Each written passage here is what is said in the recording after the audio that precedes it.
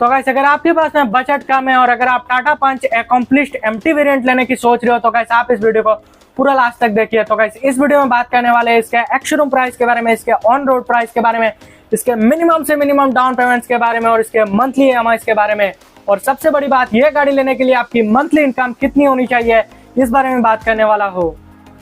तो गाइस बात कर लेते हैं अभी इस गाड़ी के एक्स-शोरूम प्राइस के बारे में, इसके ऑन रोड प्राइस के बारे में और ये गाड़ी लेने के लिए आपकी मंथली इनकम कितनी होनी चाहिए इस बारे में। तो गाइस सबसे पहले बात कर लेते हैं इस गाड़ी के एक्स-शोरूम प्राइस के बारे में। तो गाइस इस गाड़ी का जो कि एक्स-शोरूम प्राइस है वो है 7,84,900 रुपीज। तो गाइस बात कर लेते हैं अभी इस गाड़ी के रजिस्ट्रेशन चार्जेस के बारे में। तो गाइस इस गाड़ी का जो रजिस्ट्रेशन चार्जेस है वो है 59,900 रुपीज। तो गाइस बात कर लेते हैं अभी इस गाड़ी के इंश्योरेंस चार्जेस के बारे में। तो गाइस इस गाड़ी का जो कि इंश्योरेंस चार्जेस है वो है 42,200 रुपीज।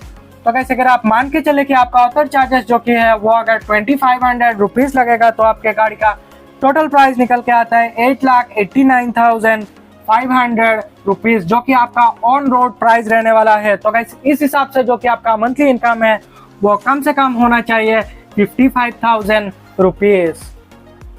तो गाइस अगर आपका मंथली इनकम जो कि है वो अगर 55,000 रुपीज है तो गाइस आप इसमें से सेविंग्स करेंगे 15,000 रुपीज का और बाकी के आपके ऑफर एक्सपेंस में जाएगा 40,000 रुपीज। तो गाइस आप ये जो 15,000 रुपीज करके सेविंग्स कर रहे हैं डाउन पेमेंट करने के लिए, बाद में आप इससे ईएमआई भी देंगे।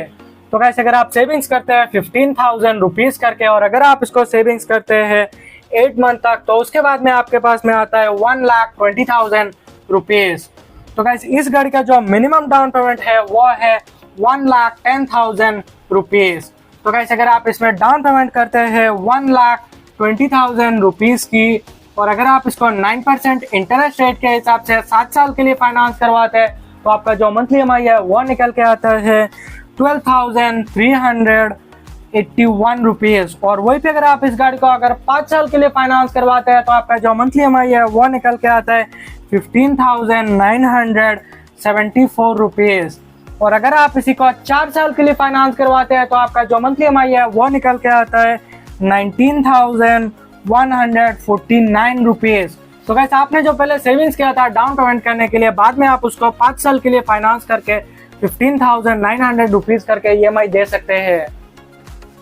तो गाइस अगर आप अपने बजट को थोड़ा सा और पुश करके, तो गाइस अगर आप सेविंग्स करते हैं 18,000 रुपीज का और अगर आप इसको सेविंग्स करते हैं 10 मंथ तक तो उसके बाद में आपके पास में आता है 1,80,000 रुपीज। तो गाइस अगर आप इसमें 1,80,000 रुपीज की डाउन पेमेंट करते हैं और 9% इंटरेस्ट रेट के हिसाब से अगर आप इसको 7 साल के लिए फाइनेंस करवाते हैं तो आपका जो मंथली ईएमआई है वो निकल के आता है 11,415 रुपीज। और वहीं पे अगर आप इस गाड़ी को अगर 5 साल के लिए फाइनेंस करवाते हैं तो आपका जो मंथली ईएमआई है वो निकल के आता है 14,728 रुपीज। और अगर आप इसी को 4 साल के लिए फाइनेंस करवाते हैं तो आपका जो मंथली ईएमआई है वो निकल के आता है 17,656 रुपीज।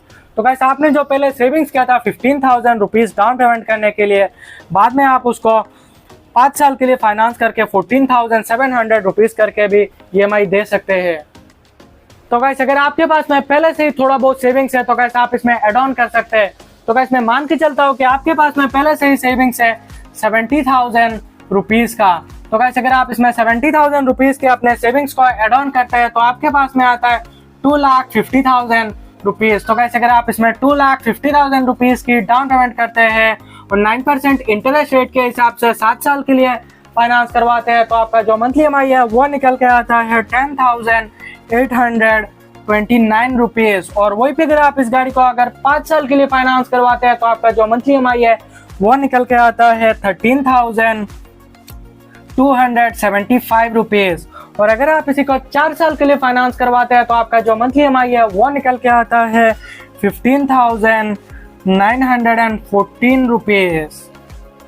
तो गाइस अगर आपके पास में बजट हाई है तो गाइस आप डाउन पेमेंट कर सकते हैं 3,50,000 रुपीज की। तो गाइस अगर आप 3,50,000 रुपीज की डाउन पेमेंट करते हैं और 9% इंटरेस्ट रेट के हिसाब से अगर आप इसको 7 साल के लिए फाइनेंस करवाते हैं तो आपका जो मंथली ईएमआई है वो निकल के आता है 8,600 81 रुपीज। और वही पे अगर आप इस गाड़ी को अगर 5 साल के लिए फाइनेंस करवाते हैं तो आपका जो मंथली EMI है वो निकल के आता है 11,199 रुपीज।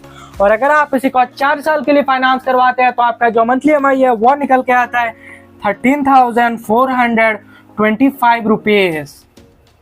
तो गाइस अगर आपके पास में बजट बहुत ही ज्यादा हाई है तो गाइस आप डाउन पेमेंट कर सकते हैं 4,50,000 रुपीज की। तो गाइस अगर आप 4,50,000 रुपीज की डाउन पेमेंट करते हैं और 9% इंटरेस्ट रेट के हिसाब से अगर आप इस गाड़ी को 7 साल के लिए फाइनेंस करवाते हैं तो आपका जो मंथली EMI है वो निकल के आता है